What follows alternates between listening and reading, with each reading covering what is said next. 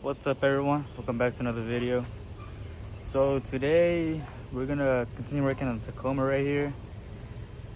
It's still having some issues. It's throwing some check engine light culture now. We're trying to figure out what's the issue to that. And if you saw the previous video, you know that it has a brand new fuel pump and everything because it wasn't reading the gas level. So the gauge wasn't really working. It was staying on E pretty much, so you could never tell what it was pretty much reading. So now it's good. That's good to go. But the adventure on this thing still continues. What you doing in here? Trying to find the location for the IAT sensor. So what's the issue with it right now? It's throwing two codes, isn't it? What's going on? It drives fine, shifts gear, everything is fine. The only issue is like whenever you're going, and if you want, a little bit more power, so you press a little bit more gas, like you can feel like it doesn't have all the power there. And I've hauled my side-by-side with it too, and yeah, it's got no power. It instantly like loses power. I lose miles per hour as I'm going up a hill or something. So pulling the check engine light, the codes. It's looking like it's gonna be one of the knock sensors, or probably the wiring harness of it, which is a common thing since it's under the intake manifold. They say it's so hot in there that I guess with time it just corrodes and deteriorates. So pretty much, like I guess in simple terms, it's really hesitant with no power at all. Like when it downshifts, you could tell it's struggling to push like bad. So it's trying to figure out that issue. It ain't too bad of a job. I've done it once before. I've taken, it's pretty much on this, in order to get to the sensors, they're underneath right here. So you gotta check out the whole intake manifold. It's not too hard. I've done it once before on a Tacoma already. From what I remember, it's been a while ago. From what I remember, I just took off the intake boot right there. Then obviously, what I did to make it simple, I just disconnected the throttle body, the throttle cable, and then the cruise control cable. And I also disconnected all the vacuum hoses and stuff and had in there. And then you just take off all the bolts, and that was pretty much it. But we'll get started on here soon and see how it goes. I say it's easy, but who knows? It could be hard. Starting off with the throttle cable right there. Says it at 14. 14. Hopefully it doesn't take too long right now. It's scorching hot out here. I think we chose the wrong day to do this, didn't we? Had to be done sooner or later, so. So that's out of the way. So I'm thinking if I could fold it back. If you take them off from right here, like just pull it back, take it out the actual cable right there. Just put the cable that way. Yeah. So, just like that. And do the same thing with this one. Boom, see, just like that. Just put them out the way. Step one is done. And then I'll start off with this. So whatever comes with it, just clamps.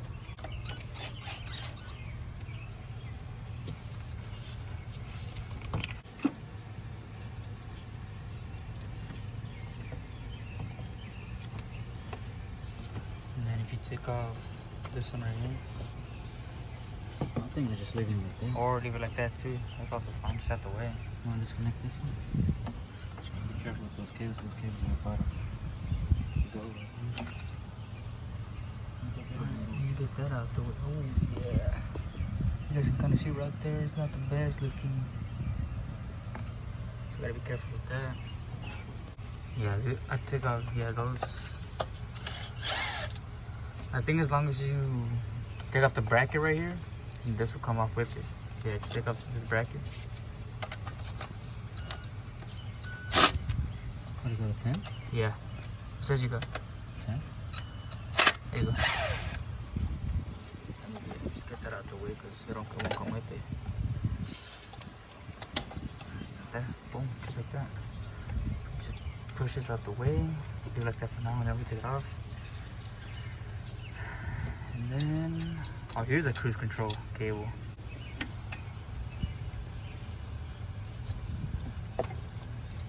Just gonna put them over there.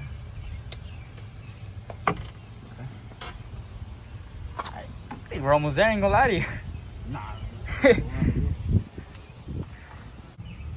gonna remove the bolts that hold the top and bottom throttle anti-manifold together. This is a two-piece, so it's this piece and then this piece, and they join right here in the middle.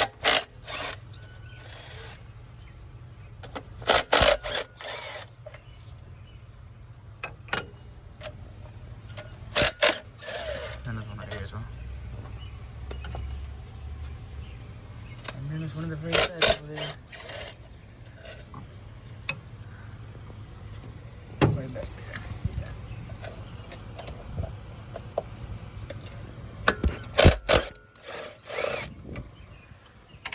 And it's loose.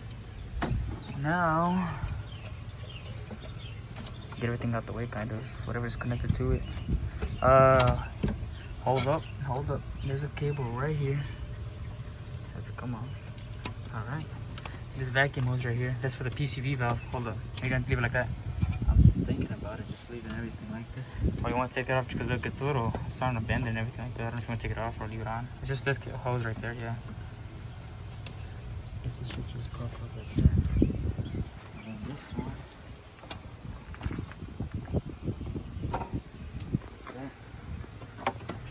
See, that's what I was saying. You take that off and it's pretty much a two-piece. I just got it out of the way. This is not gonna be like this forever. He's gonna pretty much see what it's up with it. If it's the wires that he was saying earlier, you can get this stuff done right now.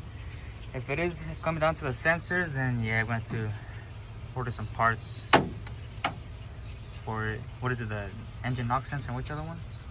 Both knock sensors. Oh, both knock sensors.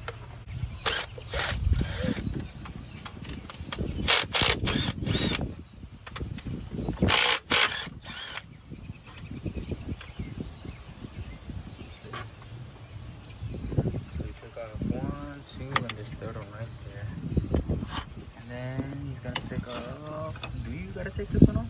I believe so. I think there's a snap back here.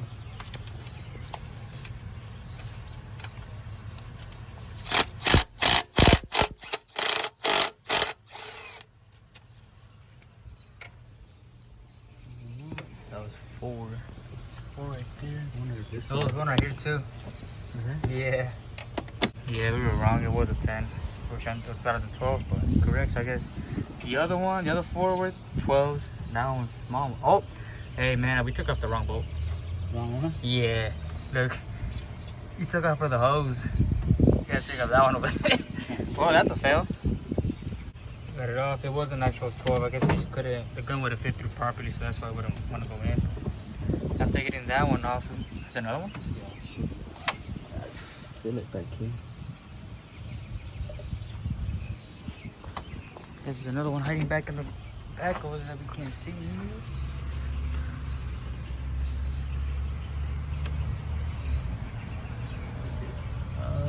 Can't really see. I'm not sure exactly where it is.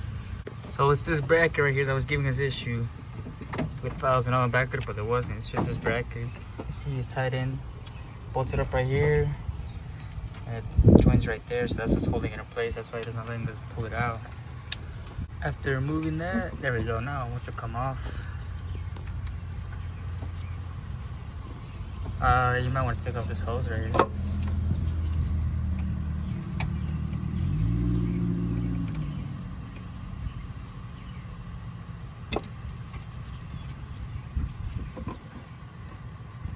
And this bracket right here with this hose. Just like that.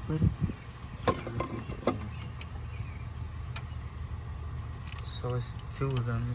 If you're gonna take it off, it's gonna be this one and this one. Oh, that's the easy way.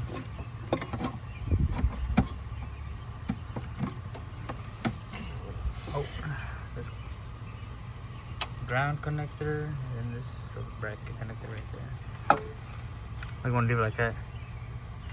I don't have to. Take it off? Yeah. Just have more space. I gotta go in here as well. Oh yeah, take it off. You gotta take off the injectors, like all that shit. Oh really?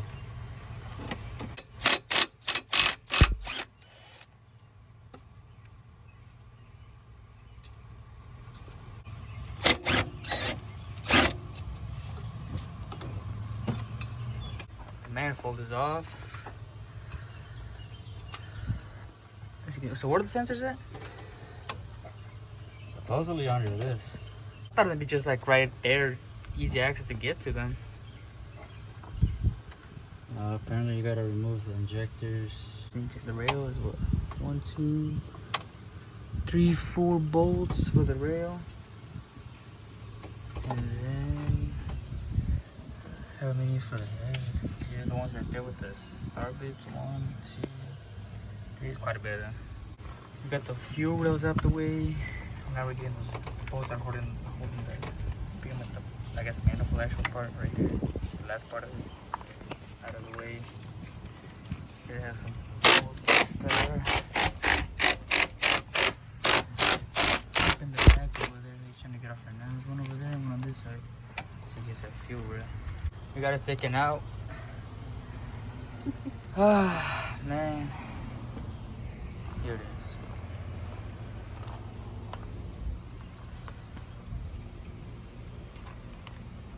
Never again. Let's try a brand new one. First time and last time. If you're gonna do this, get a brand new truck instead, because this is not it. So with the little parts run, here are the old engine knock sensors. This one broke. This one don't work, and this one for some reason is slanted sideways. I think like it just melted and it's just molded itself that way. So we picked up 2 new ones. So first and the other one's right here. And then we also picked up the wiring harness, brand new, just as a safety precaution, because they say it can either be something the wiring, it fits better, it also throw the codes, but I mean I don't doubt it'll be the sensors as well. But so we got the new sensors in there, number 1, number 2, and we went ahead and replaced these gaskets as well. Here are the old ones right here. They're worn out. I'm sure they're the ones that came from factory, but like on this one right here, it's all done. So we got the new ones in. All right, we got everything in there. Here's the top piece. All the bolts secured right there. Also got the fuel rail back in there. That little bracket that comes along with it. We also got the hoses back here all connected, good to go. And then I got the fuel line connected, and we also have the heater core line right there, radiator line. We're getting there. We just gotta put this cover back on, and then put that back on right there. It's a little clean. And after that, we can put the final piece back on, and that should complete this. There it is, all put back together. We went ahead and put the bottom and the top at the same time. Just put those bolts back on. There's the top, there's everything connected back. Throttle cables, cruise control, all the hoses, everything. Here's the first startup.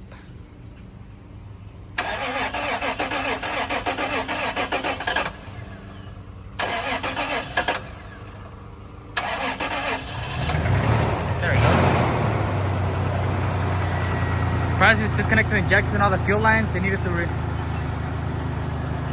itself pretty much.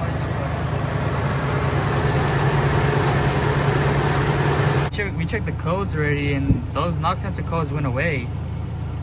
So we got one code, it's P0110, which is intake air temperature.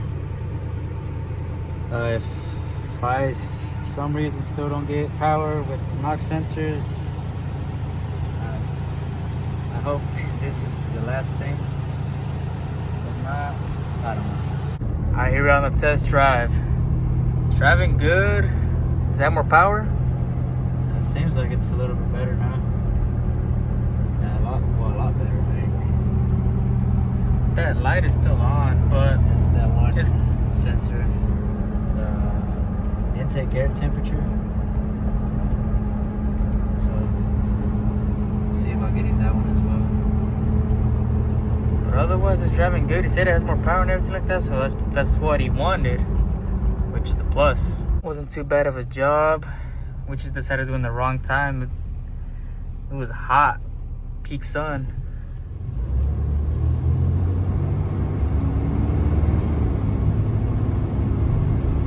yeah. Thank you so much for watching. We'll see you next time.